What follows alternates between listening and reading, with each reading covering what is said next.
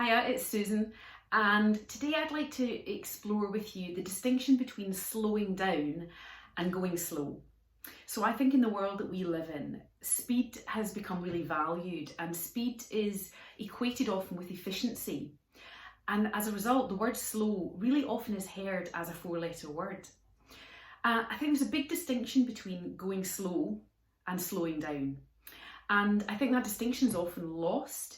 And there's such a value in learning to be able to slow down that is really helpful just to point out that distinction and just get you to reflect on it a little bit.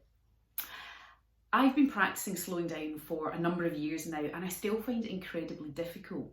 But what I know is that when I slow down, when I consciously become aware that I'm going fast and I'm almost kind of tripping over myself, when I notice that and I pause and I slow down, things become much clearer, and whatever I end up choosing to do after that usually works out better for me.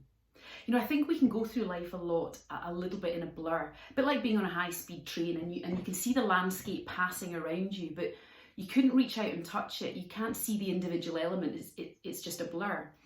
And I think often we're going so fast in life that things are a bit of a blur, and we go through our week and get to Friday and have a bit of a, oh, right, I got through the week, and the weekend passes as a blur, and then we're back into the next week.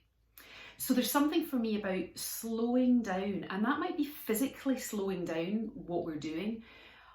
Even more importantly, however, it could be slowing down the thinking a little bit, just noticing when our mind is kind of on that agitated, okay, keep going, keep going, keep going, and just pausing and allowing a little bit more space between the thinking. When we can do that, it's like the train slows down. It hasn't come to a complete stop, it's slowed down, and you can start to make out the individual elements. Now, granted, there are times when we need to go fast, absolutely, and just like a car or a train or a bike, we have different gears. So going fast sometimes is absolutely what we need to do. But what I notice about myself, and I notice with lots of the people I work with, particularly in business and in organisations, and also people who run their own business, is that there's this tendency, there's almost this collective consciousness that I need to be going fast, or I don't like going fast, but I can't see any other speed to go at to keep up. The thing about going slow, that's just another default setting, just like going fast is. And going slow has that sense of apathy, lack of energy, getting left behind, taking too much time. So that's not necessarily helpful, but slowing down is different. It's about noticing when I'm in a high gear and I'm going fast, and I actually just need to change down gears a little bit, even for a few moments in time.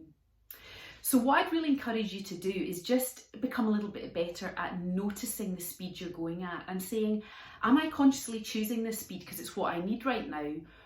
Or could it be beneficial for me just to slow down a little bit and choose a different speed, even if the world around me feels like it's really fast, even if my mind is going a million miles an hour? If I slow my body down, allow my mind to settle a little bit by pressing pause, perhaps whatever I'm facing in my day might just be a bit clearer and easier to deal with a bit more of a clear mind.